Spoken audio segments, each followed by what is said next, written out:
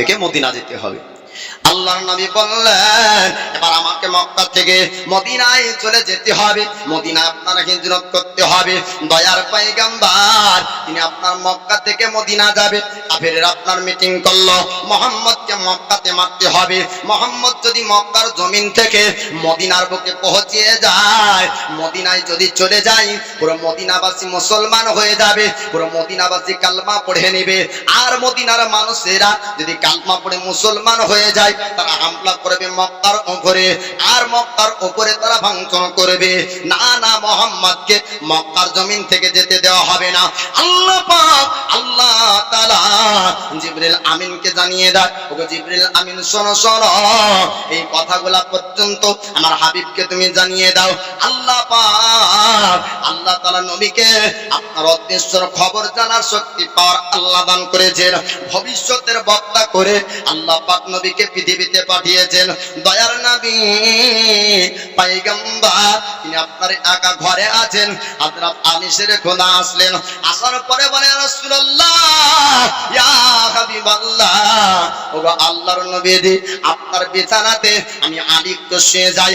আজ আপনি মক্কার জমিন থেকে আপনি মদিনার হিজরত করবেন, আপনি মদিনার বুকে যাবেন, নবী আপনার বিছানায় আমি শুয়ে যাই। আমার নবী দয়ার বললেন আলী গো, তোমার কি একটু ভয় লাগে না? তোমার কি চিন্তা হয় না? আমাকে যখন বিছানায় না পাবে, তখন কাফেরেরা তোমার উপর ছুরি চালাবে, তোমার উপর বল্লম চলবে, তোমার জীবনটা চলে যাবে, তোমাকে তারা কতল করবে। আলী নবীর সাহাবী, তিনি আপনার বলেছিলেন ইয়া রাসূলুল্লাহ ইয়া হাবিবাল্লাহ ইয়া নবী আল্লাহ, ওগো আল্লাহর হাবিব, আমার ওটা চিন্তা নাই, আমার চিন্তা হলো দয়ার নবীর জন্য নিজের জানকে কুরবান করতে পারবো। নবী আমার বললেন ওগো ওলি, চিন্তা করো না, টেনশন করো না, তোমার কিছু হবে না, তোমার কোনো ক্ষতি হবে না। আমার পরে তুমি সোনার মদিনায় পৌঁছে যাবে। সোনা কুরাইশদের আমানতের মালগুলা কুরাইশদের হাতে জমা করবে, তারপরে তুমি মদিনার বুকে পৌঁছে যাবে। আল্লাহর নবী দয়ার নবী মার নবী তিনি আপনার আলীকে বললেন আলী তুমি এবার বিছানায় শুয়ে যাও। আর কুফরে কুরাইশ, কুফরে মক্কা, মক্কার কাফেরেরা তারা আপনার বাড়ি ঘেরাও করলো। আল্লাহ পাক আল্লাহ তাআলা নবীকে জানিয়ে দেন, আমার হাবিব শুনেন, আপনার বাড়ির চারিপাশে মক্কার কাফেরেরা আপনাকে ঘেরাও করে রেখেছে। আমার দয়ার নবী ইয়াসিন সূরার কিছু অংশ তেলাওয়াত করার পরে তাদের দিকে আপনার ধোলা ছিটিয়ে দেন। আমরা যদি 7 বার ফুক মারিবা, তারপরেও ডাকা সেলিনা বিবি, সেলিনা, সুবহানাল্লাহ, নারায়ে তাকবীর, নারায়ে রিসালাত। আল্লাহর প্যারা বান্দি সেলিনা বিবি 500 টাকার দাতা, বলেন জিন্দাবাদ। হাসিনা বিবি, নারায়ে তাকবীর, নারায়ে রিসালাত। হাসিনা বিবি 500 টাকার দাতা, বলেন জিন্দাবাদ। সত্তার গফার নামে তুমি সবচেয়ে চেয়ে দাতা, মাফ করে দিও আল্লাহ তার জীবনের গুনাহ খাতা। যোগ্য বাপের যোগ্য বেটি দেখো কোথায় বসেছিল, কবরস্থানের জন্য 500 টাকা দান করে গেল। যে আশাতে যে নিয়াতে করে গেল দান, দানকে কবুল করো পাক সুবহানাল্লাহ আমিন। সুবহানাল্লাহ। এই দেখেন এরকম ভাবে দিতে থাকবেন আর আপনারা ওয়াজ শুনতে থাকবেন। বাপ তো দয়ার নবী মায়ার নবী ইয়াসিন সূরার কিছু অংশ তিলাওয়াত করে আপনার ছিটিয়ে দিলেন, আর কাফেরদের চোখ বন্ধ হয়ে গেল, অন্ধকার নবীকে আর দেখতে পাই না। জোরে বলুন সুবহানাল্লাহ। আবার নবী আল্লাহ পাকের হাবিব আপনার ঘর থেকে বের হলেন। আবু বকর নবীর শ্রেষ্ঠ সাহাবীর কাছে আমার নবী পাক যান, দরওয়াজায় একটু আওয়াজ দেওয়া হলো। নবীর সাহাবা আবু বকর সঙ্গে সঙ্গে জেগে যান, সঙ্গে সঙ্গে সাড়া দেয়, ইয়া রাসূলুল্লাহ ইয়া হাবিবাল্লাহ, নবী গো আপনাকে আর ডাকতে হবে না, আপনাকে আর চিৎকার করতে হবে না। নবী বলেন আবু বকর এত গভীর রাতে তুমি কেমন করে জেগে যাও, কেমন করে তুমি উঠতে পারো? আবু বকর বললেন, ইয়া রাসূলুল্লাহ, ইয়া হাবিবাল্লাহ, ওগো আল্লাহর নবীজি, আপনি বলেছিলেন আমি অল্প দিনে মক্কার জমিন থেকে মদিনার বুকে হিজরত করব, আমি মদিনায় চলে যাব, আর সঙ্গে থাকবে আবু বকর, আবু বকরকে সঙ্গে নিয়ে যাব। ইয়া রাসূলুল্লাহ, ইয়া হাবিবাল্লাহ, ওগো আল্লাহর নবীজি, আমি সেই দিন থেকে কোনোদিন রাত্রি বেলায় ঘুমাইনি। আল্লাহ নবী বলতেছেন, আবু বকর আর দেরি না, এবার চলে যেতে হবে মক্কার জমিন থেকে মদিনায় রওনা হতে হবে। মক্কার কুরাইশেরা, মক্কার কাফেরেরা আমার বাড়ি পর্যন্ত হামলা করেছিল। আবু বকর বলেন, ইয়া রাসূলুল্লাহ, ইয়া হাবিবাল্লাহ, নবী গো, পায়ে হেঁটে মক্কা থেকে মদিনায় যাওয়া সম্ভব হবে না। নবী, আমার বাড়িতে দুটো উটনি আছে, আপনি একটাতে চাপবেন, আমি আবু বকর একটাতে চাপবো। আমার নবী পাক বলেছিলেন, আবু বকর তুমি কত টাকা তার দাম নেবে একটু জানিয়ে দাও। আবু বকর বলেন, নবী গো, আপনার পদতলে আমার বাবাকে কোরবান করে দিব। ইয়া রাসূলুল্লাহ, জীবনের যত ধন সম্পদ আপনার পদতলে নিয়ে এনে ঢেলে দিব। নবী গো, আপনাকে কোনো দাম দিতে হবে না, আপনাকে পয়সা দিতে হবে না। আমার নবীর সাহাবা আবু বকর যখন এ কথা বললেন, আমার রাসূল পাক বলেন, আবু বকর শুনে নাও, আমি কারো সৎকার মাল আমি নবী খাই না, আমাকে তোমাকে দান করতে হবে না, আমি তোমার দান নেব না, তুমি একটু দাম লাগিয়ে দাও, আর কিমাত লাগিয়ে দাও, আমি রাসূল তোমার কাছ থেকে কিনতে চাই। সুবহানাল্লাহ। এই দেখেন বাবা, স্বামীর জন্য নাকি আল্লাহ, স্বামীর দেখেন একটু কথা হলো যে স্বামীর পায়ের তলে স্ত্রীর জান্নাত।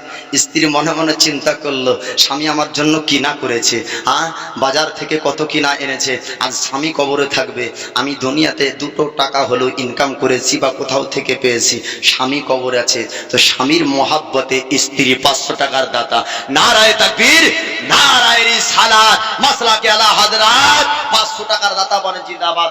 সুবহানাল্লাহ। মা গো, আপনাদের জন্য দোয়া হবে। জি বলেন। ওটা আপনাদের কমিটিকে ই করতে হবে। আপনার কমিটির আসে যদি আমাকে বলে যে কে টাকাটা দিচ্ছে, তা আমি কি করব? সুবহানাল্লাহ। তো যাই, চুপ করেন, চুপ করেন বাপ, বাপ আমার, শোনা আমার, চুপ করেন, ওরকম করতে হয় না চাচা। ঠিক আছে, আপনি বুঝতে পারছি, আপনার ইচ্ছা আছে হিজরতের ঘটনাটা শুনবো, তাই না? হ্যাঁ, আপনাকে শুনিয়ে দিই বাবা। তো আমার নবী, দয়ার নবী বলছেন, আবু বকর তোমার উটনির দাম লাগাও, আমি কিনে নেব। এবার যে যা দিবেন মা আমার, এখানে নামটা লিখে দেবেন। হিজরতের ঘটনাটা বুরাইদা আসলামের ঝান্ডা পর্যন্ত নিয়ে যাই, তারপরে আপনাদেরকে যা একটু আবেদন করব, তাই না? একটু মন ভরে শুনেন। আল্লাহর নবী বললেন, আবু বকর তোমার উটনির দাম লাগিয়ে দাও, আমি রাসূল তোমার কাছে কিনবো, আমি নবী তোমার কাছে কিনবো। আবু বকর সিদ্দিক তিনি আপনার একটা দাম লাগালেন। আল্লাহর নবী আবু বকরকে বলেন, আবু বকর আমি একটু শেষবারের মতো কাবা তওয়াফ করতে চাই, আল্লাহর পবিত্র ঘরকে আমি একটু তওয়াফ করতে চাই। আমার রাসূলুল্লাহ কাবার কাছে গেলেন, কাবার আপনার জিয়ারত করেন, কাবার তওয়াফ করতে করতে কাবাকে জড়িয়ে ধরে আমার নবী পাক বলেছিলেন, ওরে কাবা, আমার মন তো চাই না তোর কাছ থেকে আমি মদিনায় চলে যাব, কিন্তু পরিস্থিতি আমাকে রাখতে দেয় না। ওরে কাবা, আমার মন চেয়েছিল আমি তোর কাছে সব সময় থাকবো, কিন্তু না না, আমাকে আমার পরিস্থিতি থাকতে দিল না। শেষবারের মতন জিয়ারত করে দয়ার নবী আপনার চললেন, আবু বকরকে সঙ্গে নিয়ে আপনার যেতে যেতে যেতে যেতে আমার রাসূল বলেন, আল্লাহর হাবিব বলেন, ওগো আবু বকর অনেকটা রাস্তা পার হয়ে এসেছি, একটু দাঁড়িয়ে যাও, একটু দাঁড়িয়ে যাও, আমাকে আরাম করতে হবে। একটা জায়গাতে আরাম করার জন্য আমার নবী পাক দাঁড়ালেন, থামলেন। ওই জায়গাটা আপনার গারে সরে আপনার পাহাড়ের গর্তের মধ্যে আমার নবী পাক আরাম করবেন। আল্লাহর নবী হাবিবুল্লাহ তিনি আপনার বললেন, আবু বকর একটু গর্তটা পরিষ্কার করে দাও, আমি নবী একটু আরাম করব। আমি একটু বিশ্রাম নিব। আবু বকর নবীর সাহাবা, তিনি আপনার গাড়ি সুরের গর্তের মধ্যে ঢুকলেন। সমস্ত জায়গা পরিষ্কার হলো। অনেকটা আপনার গর্ত ছিল, গর্তগুলা নিজের জামাকে আপনার ছিঁড়ে ছিঁড়ে ফেড়ে ফেড়ে ওই গর্তগুলা নবীর মহব্বতে বুঝিয়ে দেয়। দয়ার নবী, মায়ার নবী আবু বকরকে বলেন, আবু বকর একটু তোমার পায়ে পাটা দেখি, আমি তোমার পায়ে একটু বালিশের মতন করে আরাম করি।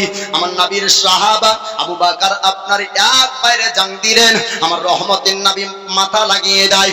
আর একটা গর্ত, আপনার কাপড় ছিল না, কোনো জামা ছিল না, অন্য কোনো ব্যবস্থা ছিল না, কি দিয়ে বোঝাবেন?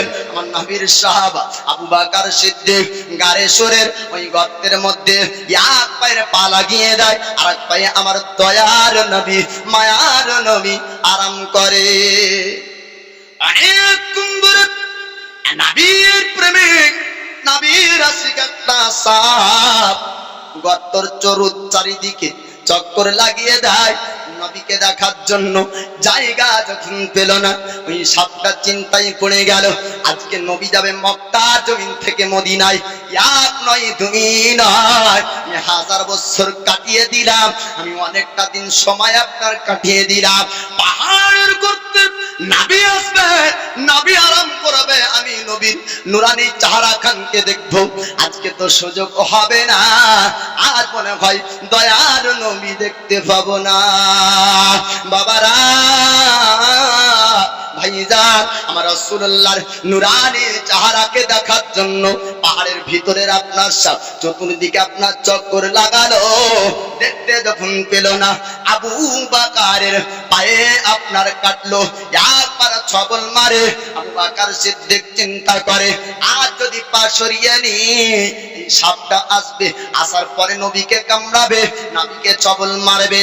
দয়ার নবী, মায়ার নবী, আমি আবু বকর থাকতে যদি আমার নবী কষ্ট পায়, আমি থাকতে যদি নবীর যন্ত্রণা হয়, আমি থাকতে যদি নবীর ক্ষতি হয়ে যায়, কাল কিয়ামতের দিন আবু বকর আমি নবীর সামনে দাঁড়াতে পারবো না। আবু বকর চিন্তায় পড়ে যায়, আপনার সরালেন না। একবার নয়, দুইবার নয় বাবা, কিতাবের মধ্যে বলা হয়েছে কমবেশ আপনার ৭৭ বার থেকে কিছু কম বেশি আপনার দর্শন করে, ছবল মারে। আবু বকর সিদ্দিক না আপনার বিষের আসার যখন শরীরের মধ্যে হলো, চোখ দিয়ে পানি ঝরে যায়। আমার নবী পাকের চেহারা মুবারকে আপনার যখন পানি পড়লো, আমার নবী পাক বলেন, আবু বকর কি হয়েছে একটু জানিয়ে দাও, তোমার চোখ দিয়ে কেন পানি ঝরে, তুমি কেন কান্না করো?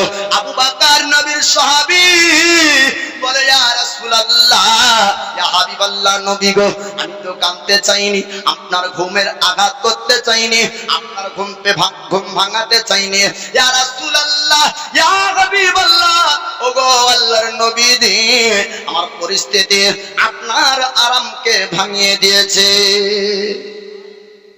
ইয়া রাসূলুল্লাহ, নবী গো, ইচ্ছাকৃত চাইনি আপনার আরাম ভেঙে যায়। নবী, আমার পরিস্থিতি আপনার আরামকে ভাঙিয়ে দিয়েছে। বলে কিসের জন্য?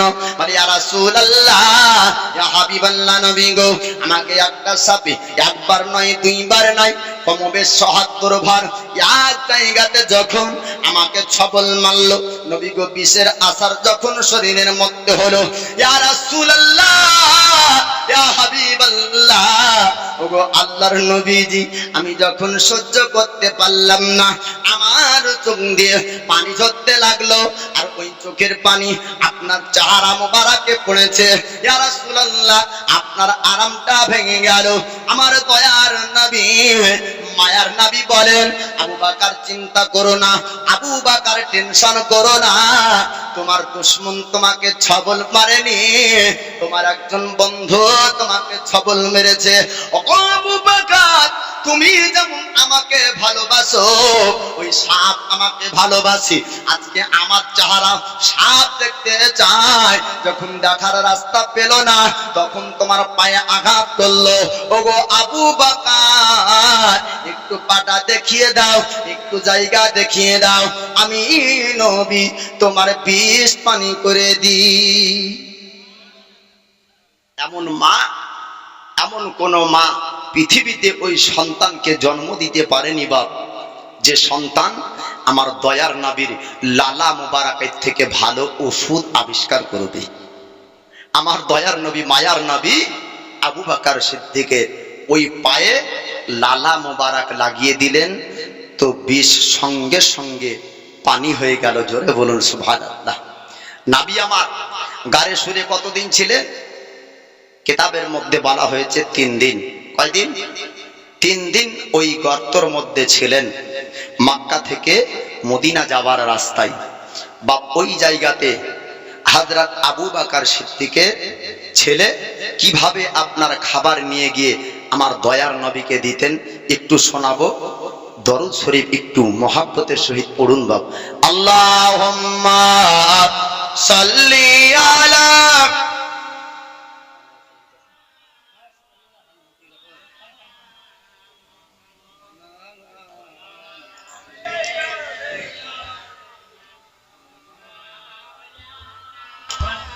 ওয়ালা সাইয়্যিদানা মাওলানা মুহাম্মদ সাল্লাল্লাহু আলা মুহাম্মাদিন সাল্লি আলা মুহাম্মদ। আমার মদিনায় নেবানি দয়াল নবীজি, আমার মদিনায় নেবানি। জোরে বলুন সুবহানাল্লাহ। মদিনায় কে কে যেতে চান একবার হাত উঠে বলুন ইয়া রাসূলুল্লাহ। তাহলে হাত তুলতে যে কাপ ফেলিয়েন না বাপ, আরামসে আপনারা চাটা খান আর আমি নাটটা পড়ি, তারপরে ওয়াজ করবো, শুনতে ভালো লাগবে। নাহলে এদিকে চায় চুমুক দিবেন না, ওয়াজ শুনবেন। হ্যাঁ, আমার মদিনায় নেবানি দয়ার নবীজি, আমার মদিনায় নেবানি নবীজি।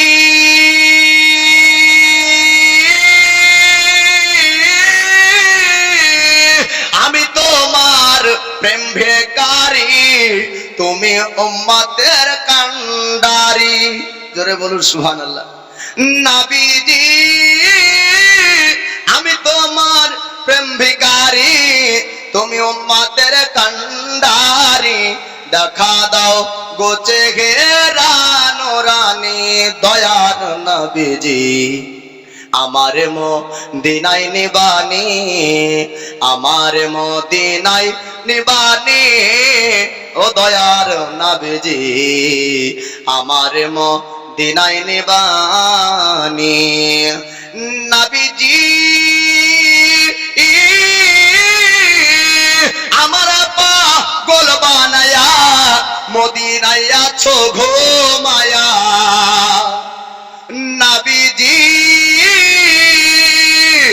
আমার পাগল বানায়া মদিনায় আছো জাগিয়া, তোমায় খোঁজে আমার চোখের পানি দয়ার নবীজি, আমার মদিনায় নিবানি, তুমি আমার মদিনায় নিবানি দয়াল নবীজি, আমার মদিনায় নিবানি।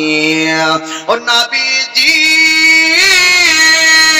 কত মানুষ যাই মদিনায়, আমি কাঁদি রাস্তায় রাস্তায়। নবীজি কত মানুষ যাই মদিনায়, আমি কাঁদি রাস্তায় রাস্তায়। মদিনার গান নীরবে শুনি দয়ার নবীজি, আমার মদিনায় নিবানি, আমার মদিনায় নিবানি দয়াল নবীজি, আমার মদিনায় নিবানি। নবীজি